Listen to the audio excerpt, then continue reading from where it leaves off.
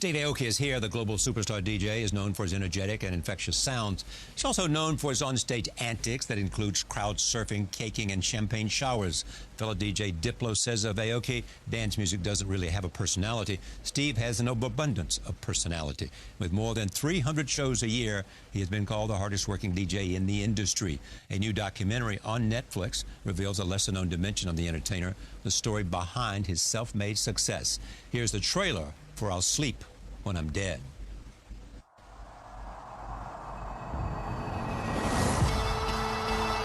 Performing your music and having that connection, that is the ultimate rush and the truest of addictions. We hit terminus! Last year, I cracked over 300 shows. He's a machine, man. Steve brought a rock and roll attitude to dance music that didn't exist. I think that he's motivated by whatever weird passion his father had. His father's an insane person, too. His dad was almost like a superhero to Steve. He broke a world record, hot air ballooning. He didn't really know what he was doing, he just did it.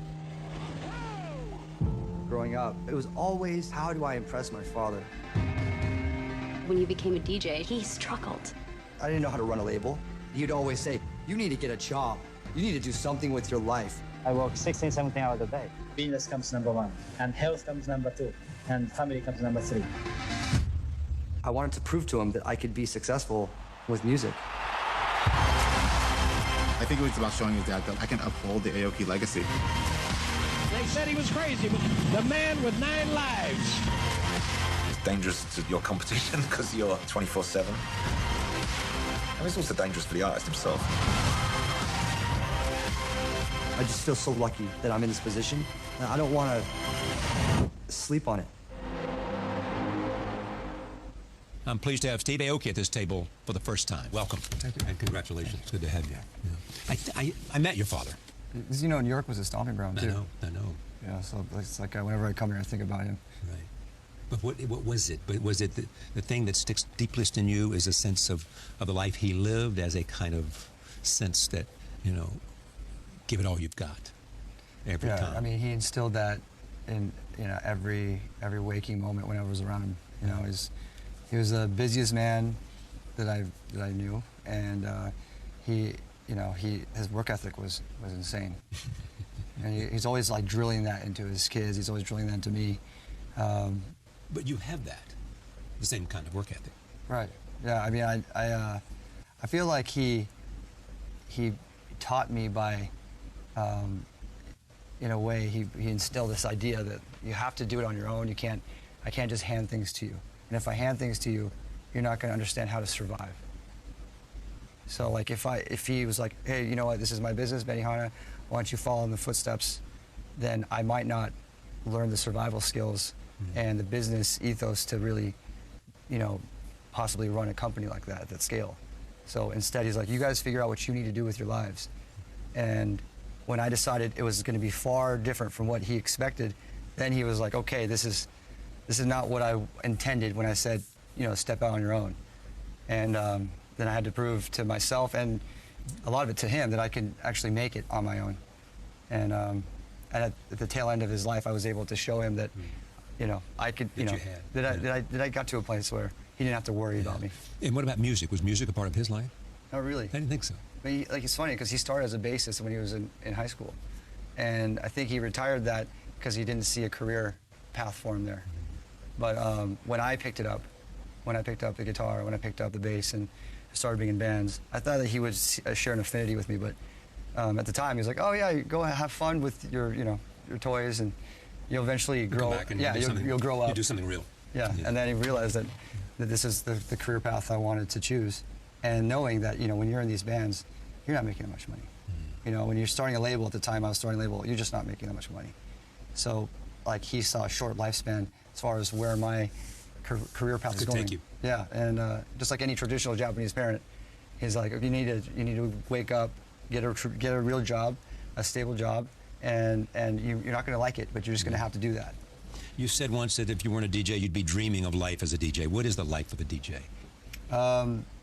I guess is life that I'm living right now. Yeah. You know, I mean, I'm doing what I love to do. Music and music. Exactly. You know, making music and playing your music. Yeah. And that's like it's essentially the same thread that I was doing when I was in bands. But is it the performance aspect of it that is most appealing to you? It's definitely the end result. Yeah. You know, you make this music so you can connect with people when you actually play it out.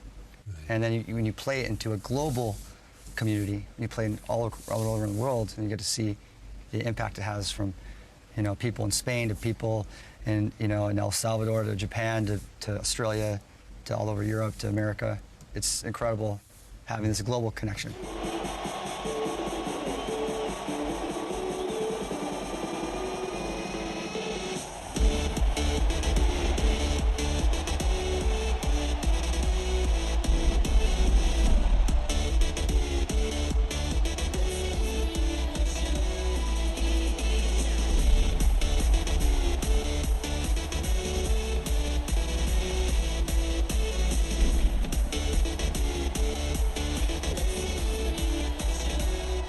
And do you consider yourself an artist, a musician, a DJ? I mean, what is it?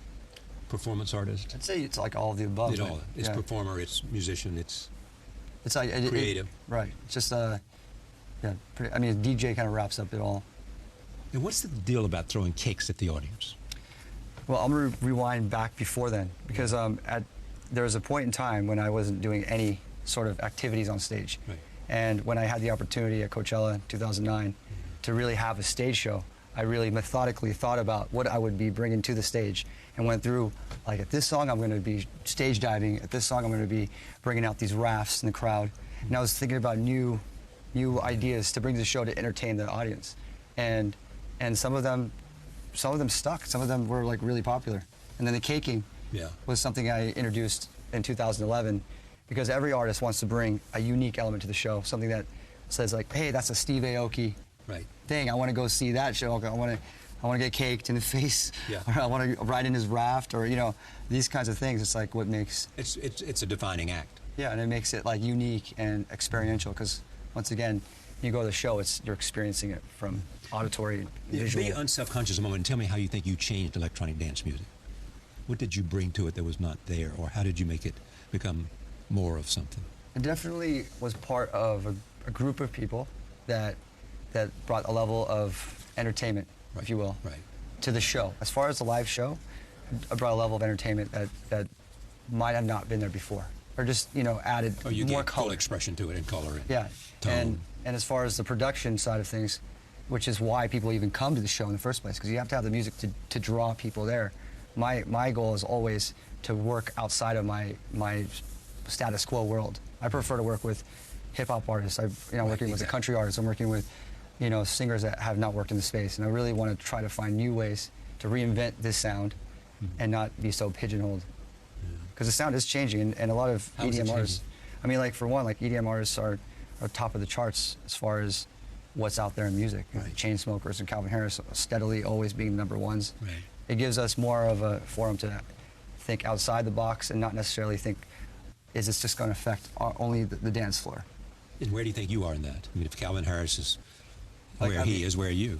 I don't really think about it in the scale of, because, like, if I think, like, I need to write a #1 hit so I can survive, I mean, I've always survived without even having hits, which is where I feel lucky, because I have a very, you know, healthy ecosystem that exists, so my music survives in that world.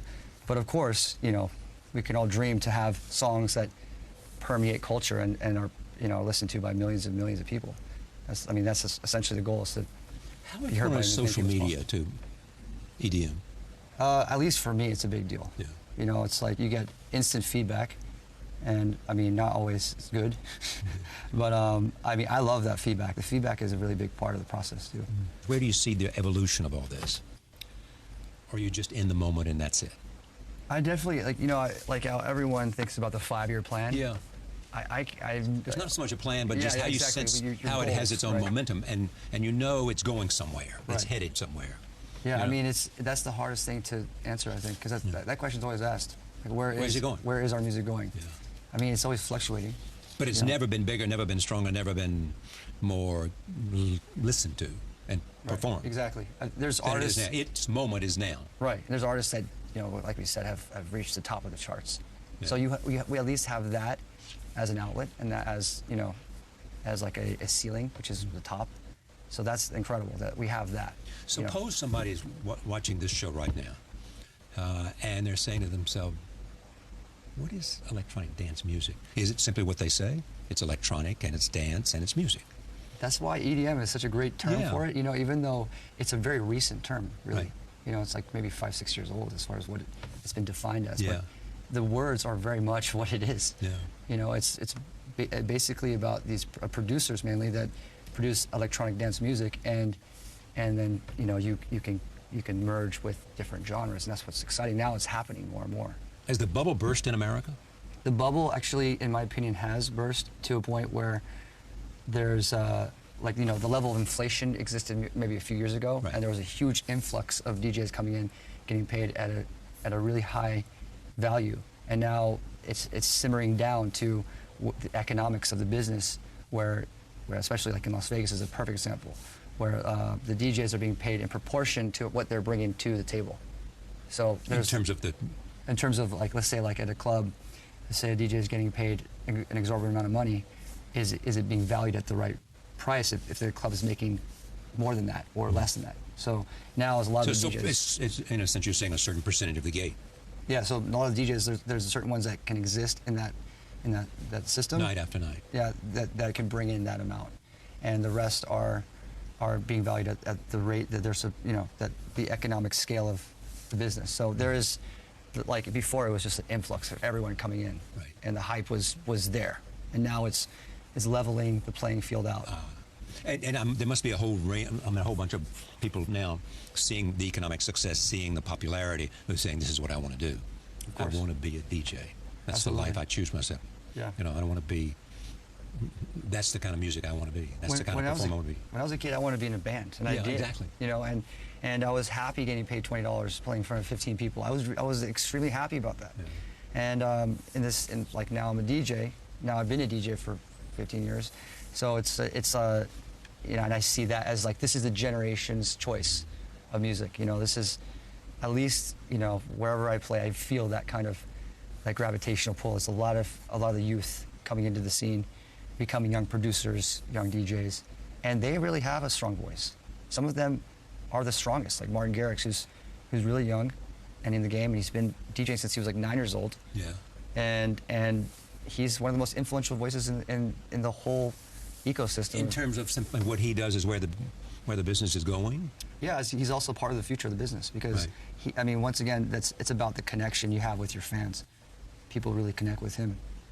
I think also because of the age and because he writes and produces incredible music. You combine the two, it's like an exponential, 1 + 1 = 10 kind of scenario. Your father said, I think once said his priorities were work, family, and then health. Work, health, and family. Yeah. The first time I heard that was when I watched this film.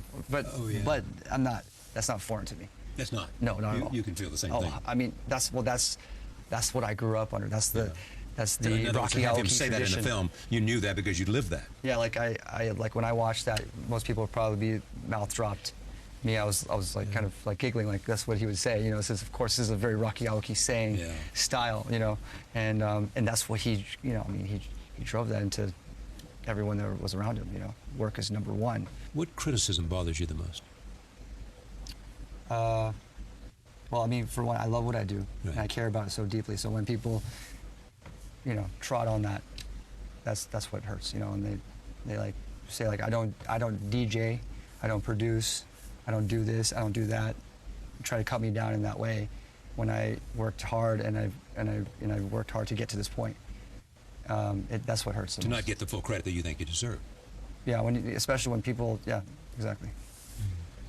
But at the end of the day, the way I see it is I just keep doing more, and that makes me feel like it gives me a sense of of my ethos of as if people are talking, like what did Andy Warhol say? If people are hating or criticizing your work, you just create more work.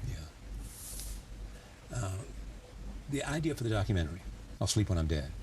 Your title?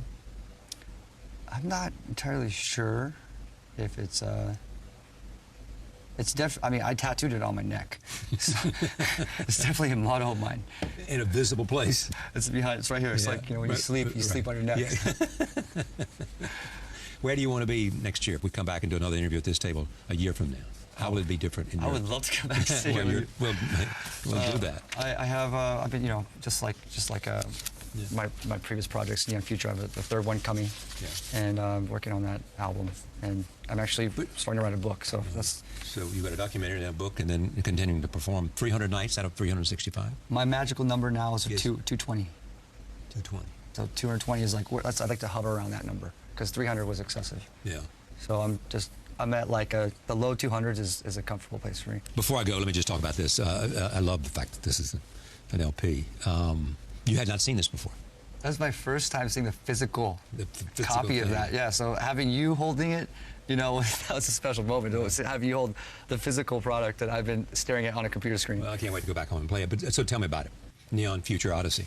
Neon Future Odyssey is a collection of both my first two albums with selected new tracks, and Neon Future is my obsession and fascination with future science. So that's why I Ray Kurzweil. Oh yes. He's speaking on it with J.J. Abrams. Right. You know, and Kip Thorne, who's a huge astrophysicist, as well as Aubrey de Grey, who wrote a book called Ending Aging, where he's trying to stop stop aging altogether. Right. So I have all of them as well on the album. I wrote songs, beds of music underneath them talking. So it's just having them as well as my music, as part of the whole concept of Neon Future. It's great to see you. Thank you.